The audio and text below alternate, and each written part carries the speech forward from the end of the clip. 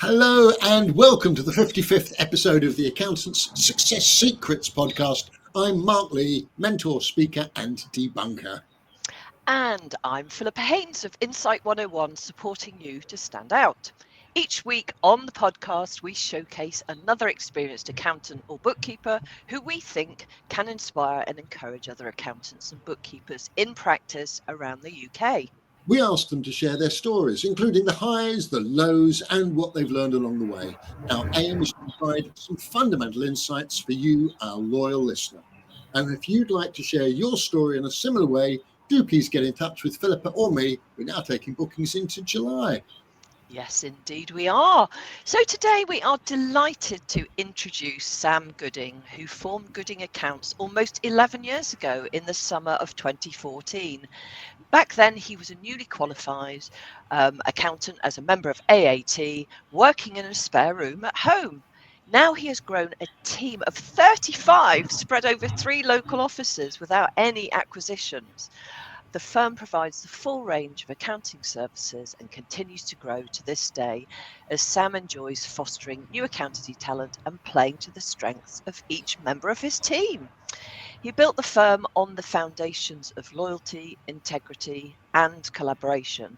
These core elements underpin the practice, not only in a professional capacity, but also within their work in the local community.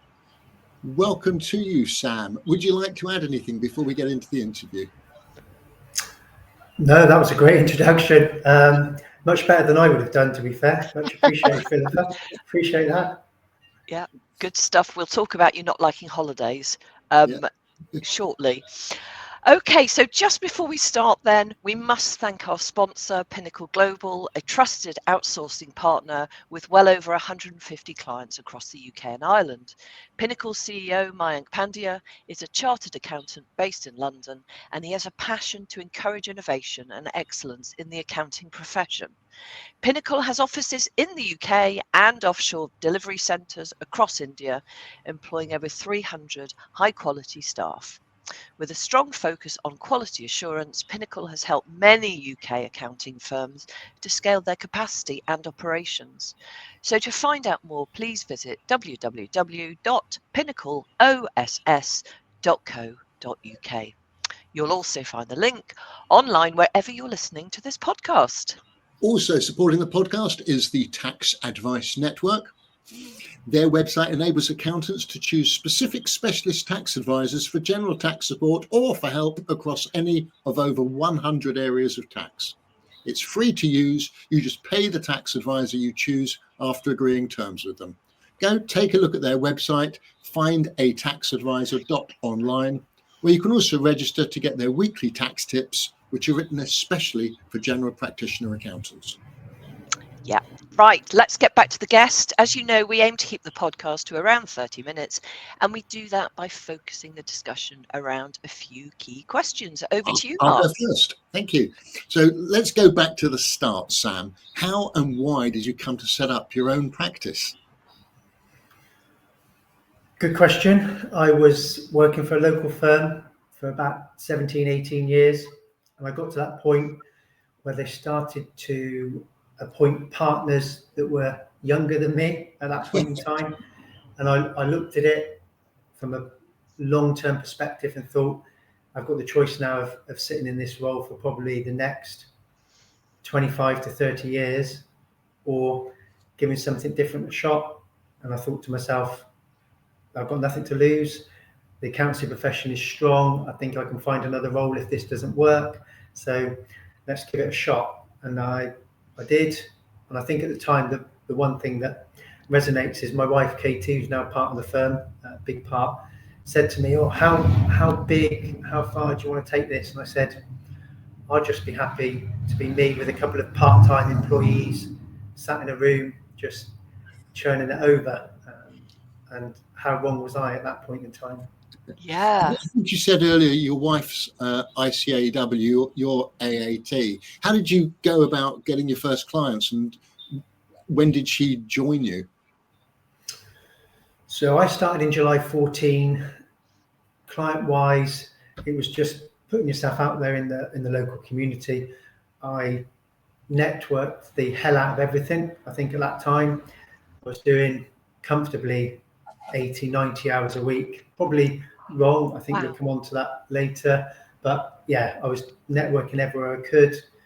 It definitely worked at that time. I don't know if it would work now, 10 years later. I think, with COVID coming in between, I think that kind of world has changed a bit. What I will say is I still pick up recommendations and clients from people I met back then. So that was really beneficial for me, that networking. And it just grew.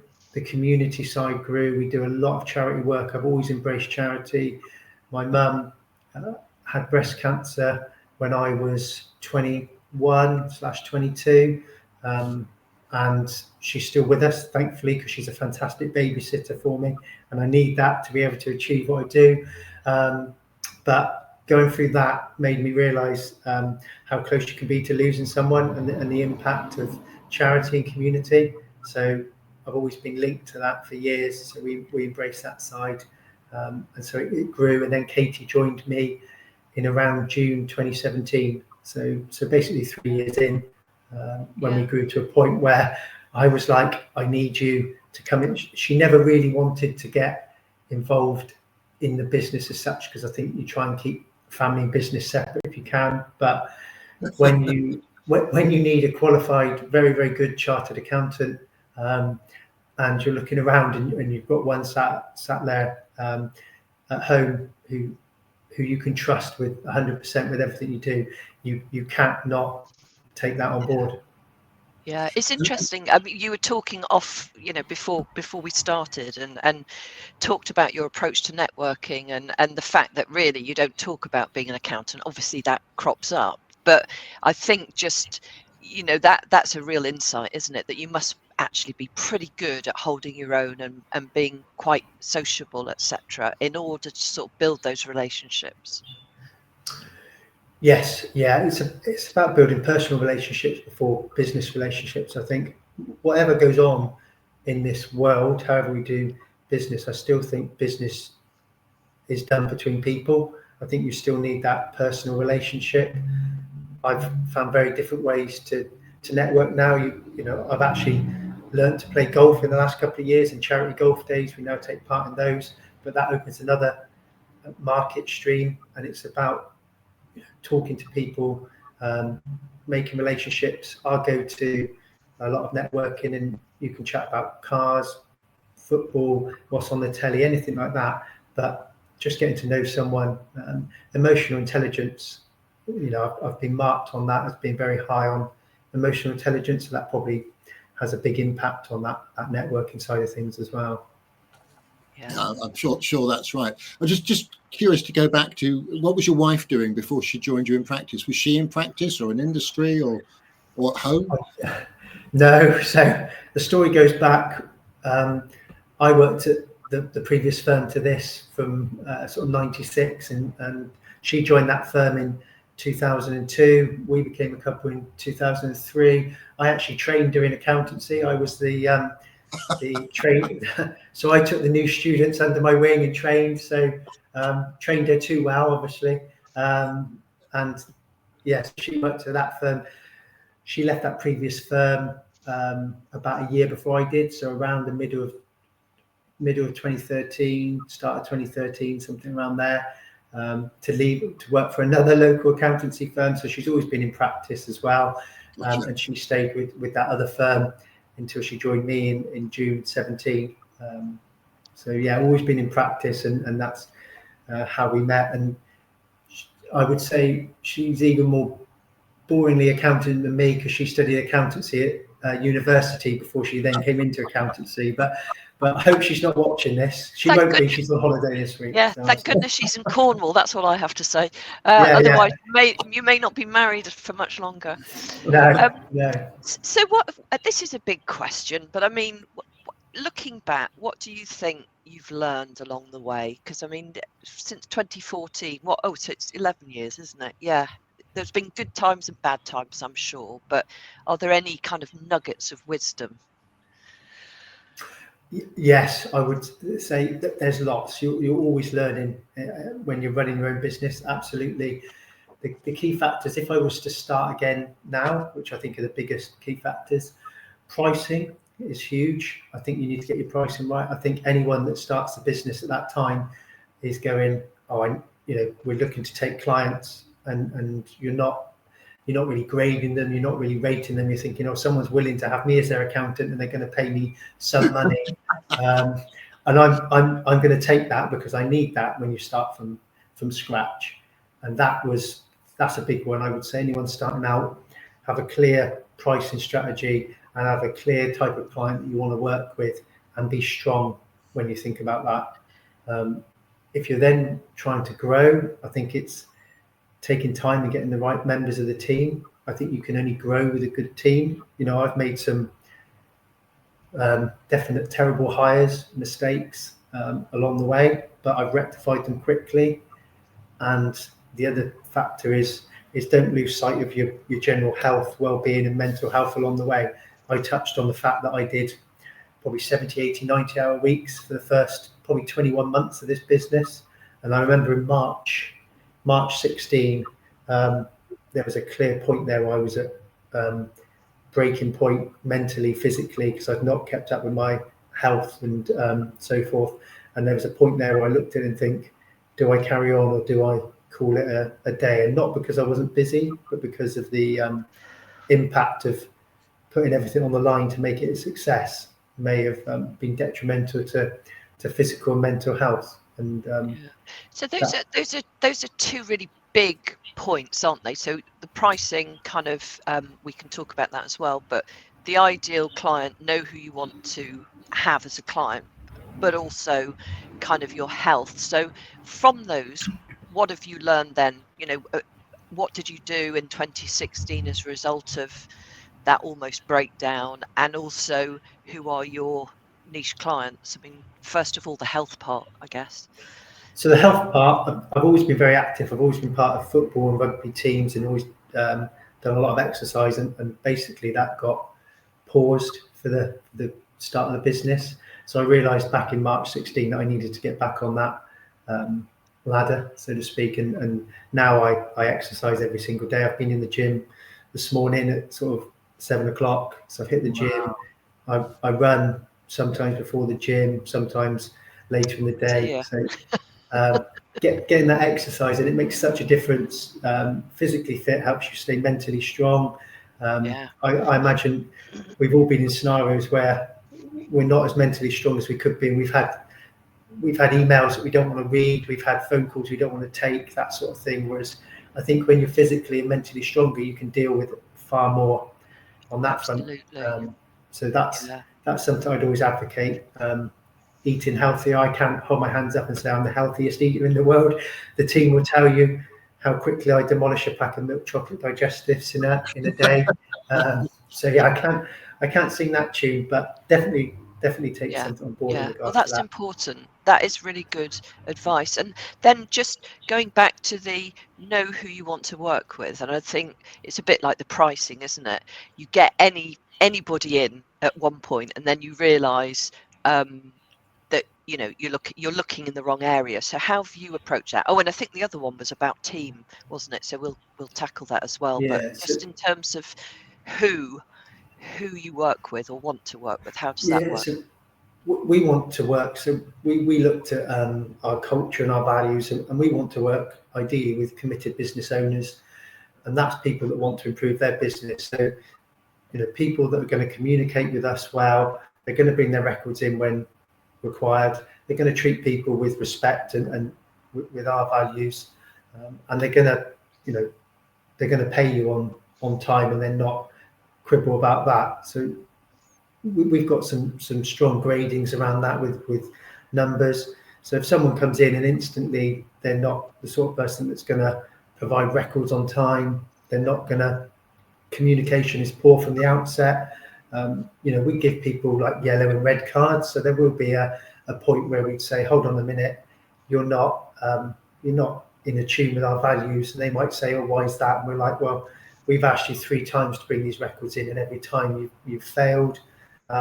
you don't reply to any of our communications, etc. So people do get lives, but if people aren't committed to us, then there's no point in us being committed to them, because there's plenty of people out there that do want our time, effort, energy, and support along the way, and we don't want to neglect those clients for people. I love that, Sam. Can I ask, are they physical yellow and red cards, or is that just sort of metaphorical? They're internal yellow and red cards. There's no physical. I am a football referee, so I do have lots of yellow and red cards, but I don't physically distribute them to clients just on the football pitch, I'm afraid to say. Yeah. So tell us a little bit, or Mark, we probably talk about mistakes and kind of team and recruitment. What have you learnt there? Yeah, you said you'd made some recruitment mistakes. How did they come about, and how did you recover from them or sort them out? So recruitment mistakes came because they involved me being in the process. So where I was in the process, I know a lot of people. Where we're based, I know a huge amount of people. So there's normally someone that knows someone. So me being involved in the process meant that I was probably interviewing people I knew or knew the relatives of, or that sort of thing, which then makes it very difficult to say no when you're trying to hire someone, but then also creates issues when you're trying to let someone go as well. So it became evident that to hire correctly and for the benefit of the business, that I needed to be extracted from that process.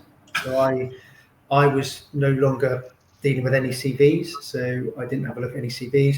I didn't have any involvement with the first couple of interviews of the process, and I'm only brought in at the end to check that the person that we're going to employ, and this is still current now as we grow, I'm brought in at the final interview process to check that the person we're bringing in fits in with our culture, and that I believe they will fit with the team. In regards to, we've got a very positive outlook. We've got very certain individuals. We want people to get along. You're not going to get everybody love everybody within our team, but they need to be able to fit in and operate. So I'm brought in at the very last stage when they've gone through all the other bits of the process. So, how would you describe the culture then? And if we were to go onto your website now, which I happen to think looks rather nice, what would you want to be? What are you conveying there? What are you guys all about? Fresh, approachable, definitely modern. You wouldn't walk into an office and think you were walking into an accountancy office, whereas where I did all of my 17, 18 years, if you walked into there, you felt it was very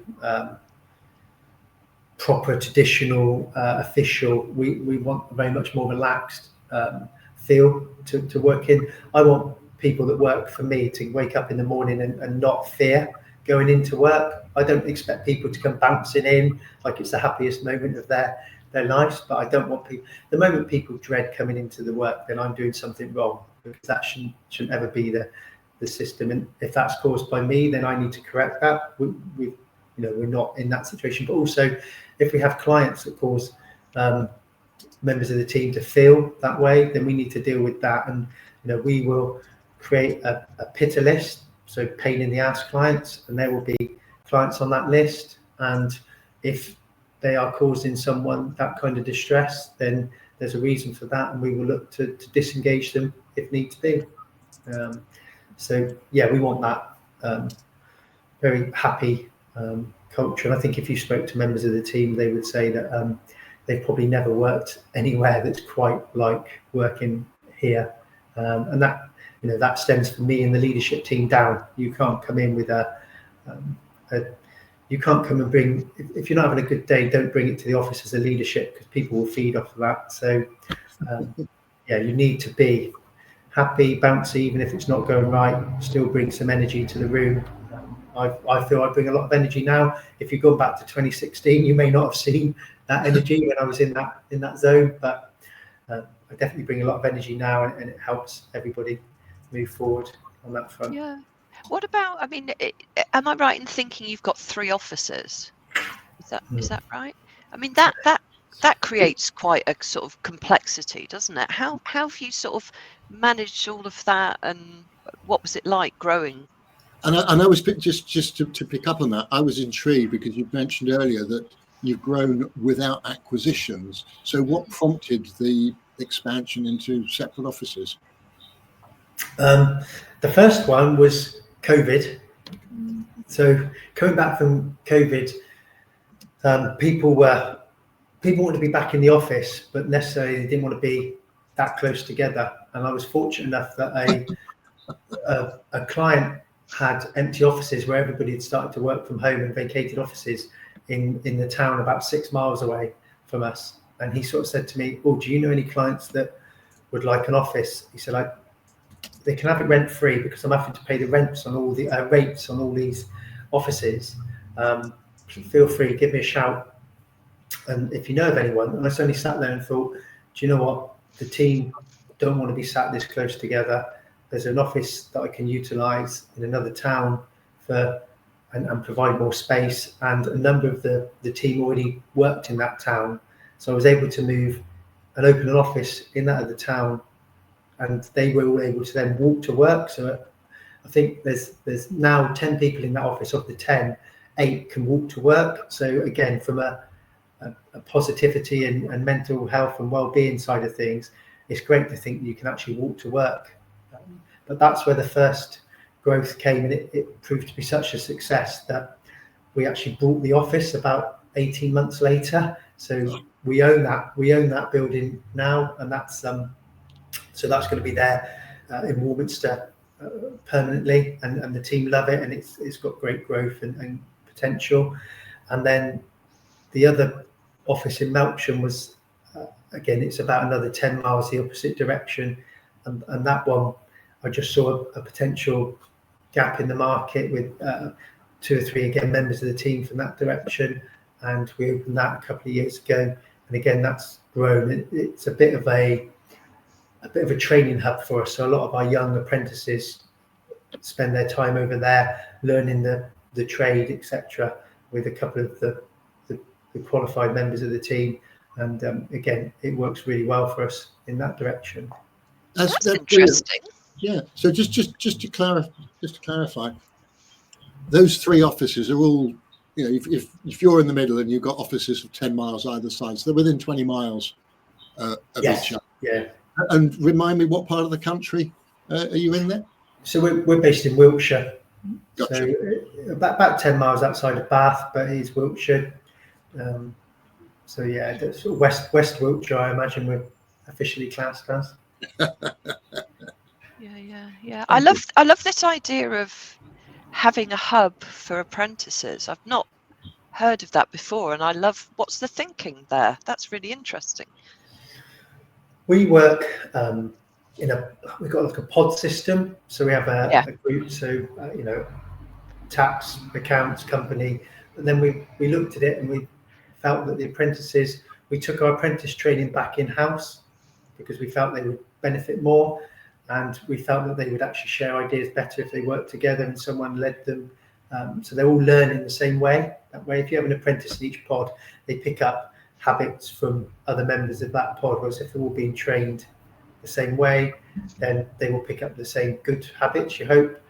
It's proved very beneficial. Exam passes are up. I think the recent ones, we joked were 98% passes, and if you get that far, you want to know the 2%, not the 98%, don't you? But it's been good for us. Whilst it works, we continue it. If something doesn't work, then we're not frightened to change things and evolve as we go. And that's been a constant theme over the last sort of 11 years.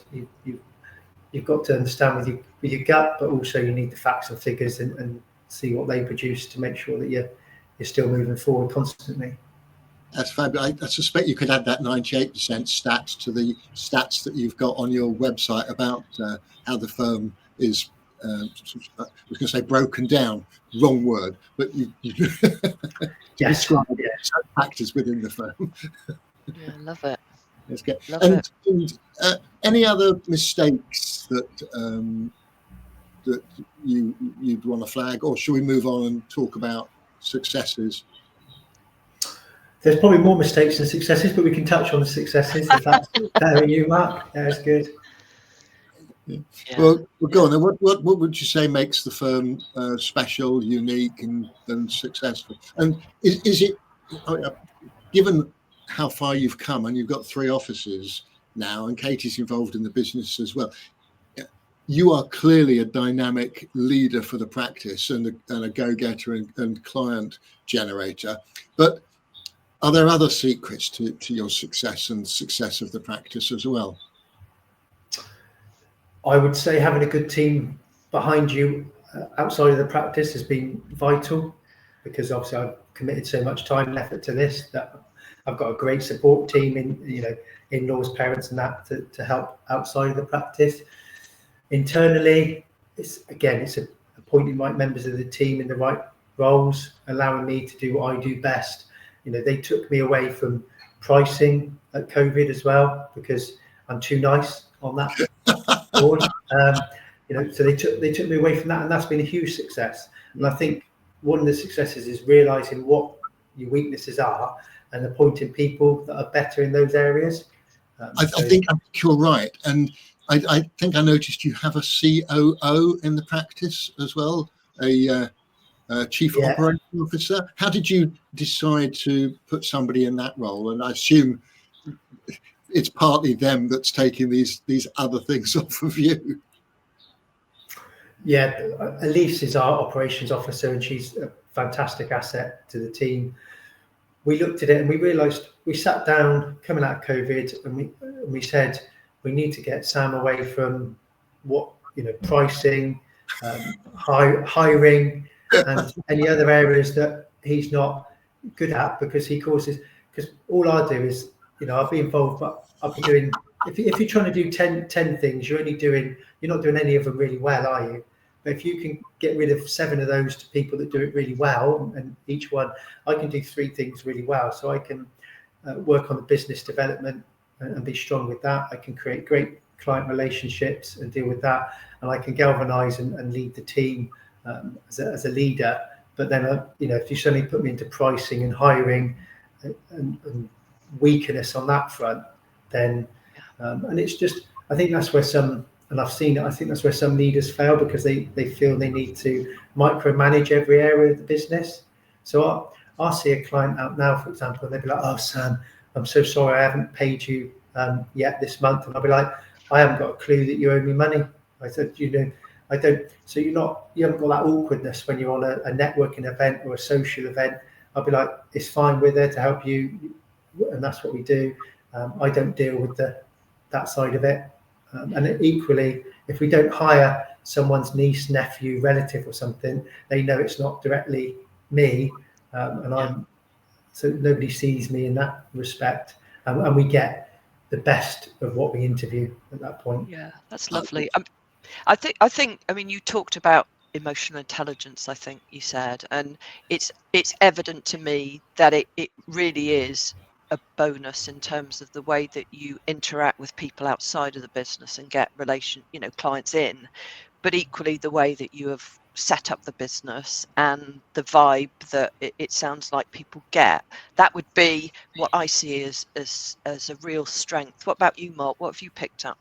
Yeah, well, I think obviously I'd echo that, and we'll probably talk about it in the reflections episode as well. But those last couple of points you made there, Sam, about being willing to let go and having a team that persuaded you that you need to let go of the things that you're not so good at, even though it's your firm, it's your practice, and letting others get on and do those things.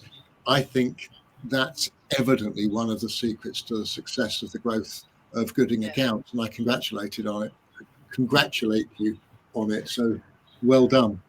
Yeah, brilliant. Sadly, time's got the better of us, Sam. So can you just share with our listeners how they can find out more about you and Gooding Accounts? I know you're always on the lookout for good new people to join the practice, but what's the best way of getting in touch?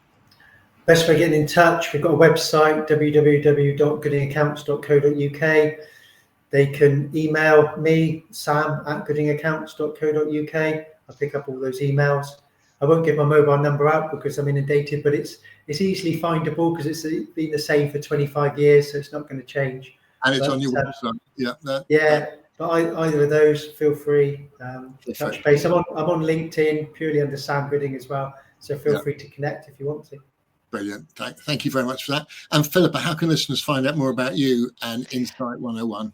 So you can find me on LinkedIn or on my website, www.insight101.co.uk. So I'm all about helping accountants and bookkeepers to stand out. We've heard a lot today about Sam and how he's created a vibe and a culture and kind of emotional intelligence, and he's good at talking to people. That's not always the case.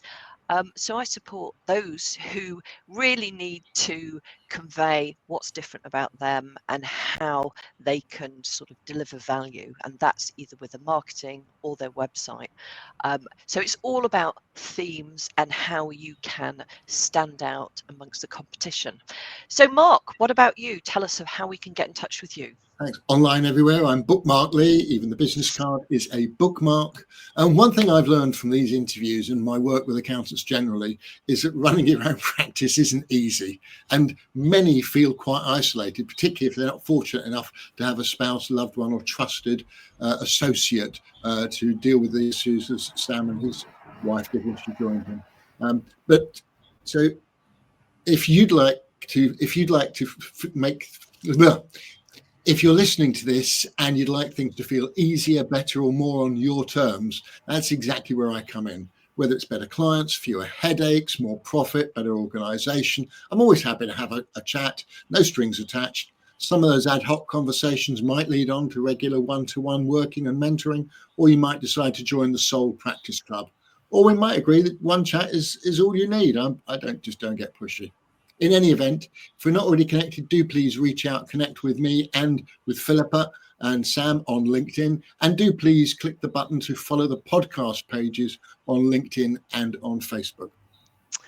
So sadly, that's all we have time for today. Thanks again to Sam, and thank you for not going on holiday, because obviously doing this podcast was far better. Our thanks again. Our thanks go to the sponsors of the podcast, Pinnacle Global Group, your trusted outsourcing partner. Do check out their website and let their CEO, Mayank, know how you heard about Pinnacle Global on the Accountant Success Secrets podcast. And thanks to the Tax Advice Network, the easiest way for accountants to reach specialist tax advisors.